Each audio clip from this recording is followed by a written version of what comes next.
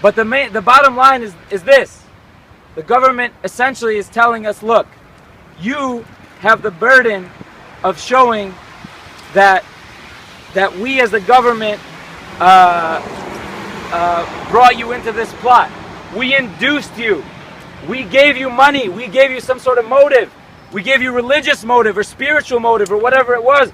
We told you that, you know what, my father's dying, help me out so I can make this work.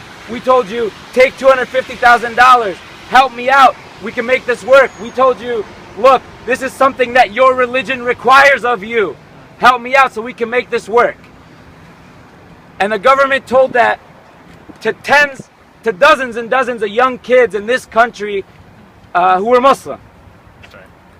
And told them their religion required them to do something that, frankly, their religion, as far as I'm concerned, absolutely doesn't require them to do.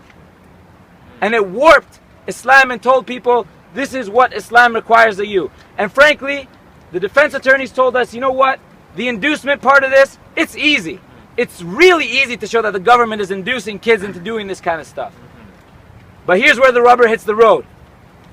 After we show that the government has induced them, the government has the burden then of showing that that person is predisposed to doing what the government induced them to do anyway. So in a case, you can imagine a case where someone is dealing heroin and they come up to them and say, hey, can I get, I don't know how much heroin? And they say, you know what, I'm out, but I can sell you a little more later. Or they say, hey, I'm going to offer you, I'm going to offer you 2 dime bags. Oh, wait, I don't have the money, but I'll pay it for you later. The government can use that kind of conduct, that kind of thing, saying, look, I'm out, but I can give it to you later. Or to say, I've sold drugs in the past to prove predisposition.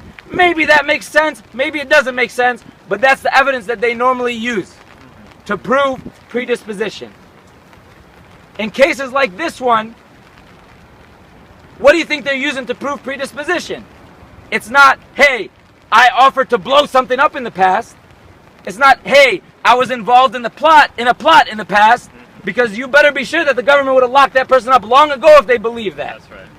Right? No, in this case, what they offer as evidence of predisposition is, you know what, in Mateen Siraj's case, you know what, I understand why a Palestinian who had their home demolished would want to blow themselves up in an operation. That's evidence of predisposition. That ain't right. Wow.